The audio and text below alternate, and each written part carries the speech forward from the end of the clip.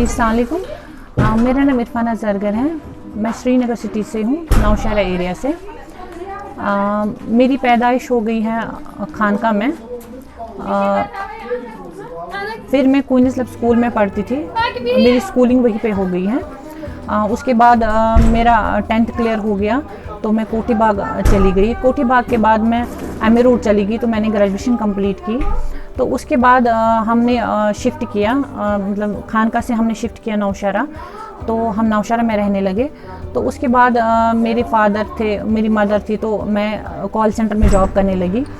तो वहाँ से जॉब ख़त्म होके फिर मैंने वहाँ पे लेफ़्ट किया। फिर मैंने स्टार्ट किया एसएमसी में मैं जॉब करने लगी। 2014 में जब डिज़ास्टर आ गया तो उस टाइम वहाँ पे कुछ पोस्ट्स निकले थे, तो वहाँ पे मेरी सिलेक्शन हो गई। तो मैं बहुत हैप्पी थी उन दिनों कि मेरी सिलेक्शन हो गई। As a grievance assistant post मुझे मिल गया था वहाँ पे।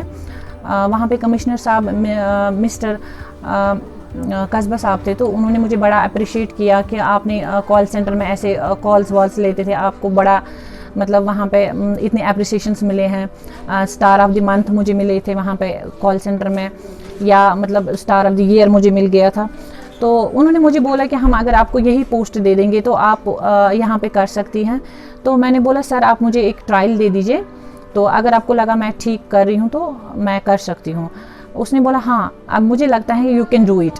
तो मैंने भी बोला सर आप ठीक हैं। तो उन्होंने मुझे पहले बोला कि अगर आपने ठीक नहीं किया तो मतलब हम आपको सैलरी भी नहीं देंगे। तो मैंने बोला ठीक है सर। तो उन्होंने मेरी ट्रायल ली डिज़ास्टर में ही। तो अल्लाह का शुक्र है कि मतलब वो मैंने क्लियर किया, मैंने क्वालिफाई किया वो। तो उसके बाद मेरा एसएमसी में जॉब लग गया एज अ ग्रीवेंस असिस्टेंट। तो आज की डेट तक मुझे 5-6 साल हो गए, मैं वहीं पे अब काम करती हूँ। फिर मेरे पापा की डेथ हो गई। वो 2013 में मेरे पापा की डेथ हो गई और 14 में मेरा मतलब जॉब लग गया था। तो मैं बहुत डिप्रेशन में चली गई थी कि मतलब अब मेरे पापा नहीं हैं, मैं क्या करूँगी। और मतलब ये जो मैंने नैपकिन्स का मतलब इनिशिएटिव स्टार्ट किया था, तो मेरे दिमाग में आ गया कि मतलब जब मैं घर में थी तो मैं अपने ब्रदर्स को भी नहीं बोल पाती थी कि मतलब हमें ये चीज़ें चाहिए। मैं बहुत शाय फील करती थी। फिर एक दिन मेरे दिमाग में कॉन्सेप्ट आ गया मैं पापा के लिए कुछ ऐसा कुछ करूं मतलब जिससे पापा को मुझ पे गर्व हो जाए। तो मैंने कोर्ट रोड लाल चौक में एक वाटर पॉइंट बनाया, उसके साथ छोटा सा एक वॉशरूम मैंने बनाया, जिसके साथ हमारी एसएमसी ने एक बड़ा ये किया, उन्होंने वो जॉइंट बना दिया और टाइल्स वगैरह लिए बना के मतलब बहुत खूबसूरत बना दिया वो उन्होंने। तो नेम प्लेट भी मेरे पापा का लग गया वहाँ पे। तो वहाँ पे लेडीज़ वहाँ पे आती थी जाती थी, फिर मैं हर संडे को वहाँ पे वॉशरूम में जाती थी और वहाँ पे सैनिटेशन करती थी। उससे मुझे थोड़ा अच्छा फील हो जाता था कि मतलब मेरे पापा अलाइव हैं। माँ बाप इतना कुछ करता है अपने बच्चों के लिए, हम कुछ भी नहीं करते हैं मुझे नहीं लगता है। उसके लिए ये एक छोटी सी शुरुआत भी बहुत कम पड़ती है। तो मुझे लगा कि कहीं ना कहीं कि अगर हम ये चीज़ें करेंगे तो शायद मेरे फादर को मुझ पर प्राउड फील होगा।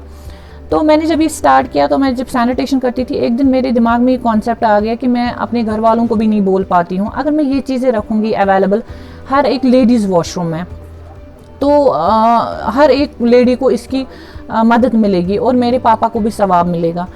तो फिर जब मैंने स्टार्ट किया तो वहाँ पे के जो केयर टेकर्स थे तो उन्होंने मुझे कॉल किया कि मतलब दीदी हमें यहाँ पे ख़त्म हो गया स्टॉक, तो आप ये प्लीज़ लाइए। जब मैं वहाँ पे देखती थी कि 2 दिन 4 दिन के बाद ही वहाँ पे स्टॉक ख़त्म हो जाता था, फिर मुझे लगा कि नहीं, लड़कियों को इस चीज़ की ज़रूरत पड़ती है, सड़क पे कहीं पे भी ज़रूरत पड़ती थी। तो फिर मैं वहाँ पे रखती थी। जब लॉकडाउन ये कोविड-19 की वजह से मैं फिर मतलब वॉशरूम्स तो ऑल ओवर बंद ही थे यहाँ पे कश्मीर में।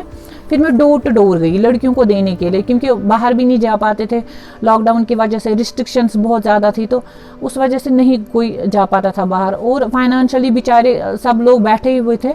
तो मैं उनके घर तक जाती थी। एक पोस्ट मैंने शेयर किया, FB पे किया, ट्विटर पे किया, तो फिर वो मुझे कॉल्स करने लगे। यहाँ पर भी मैं आ गई तो इन्होंने भी मुझे कॉल किया। हर महीने कॉल्स करते हैं लोग मुझे कि हमें दीदी ये चीज़ें चाहिए, तो मैं उनको प्रोवाइड करती हूँ। मुझे चैरिटी करनी होती है हम बाबा के लिए हर महीने, तो मुझे लगता है इस टाइप की चैरिटी अगर हो जाएगी तो वो ज़्यादा अच्छा है, क्योंकि इससे लड़कियों को फ़ायदा मिलता है।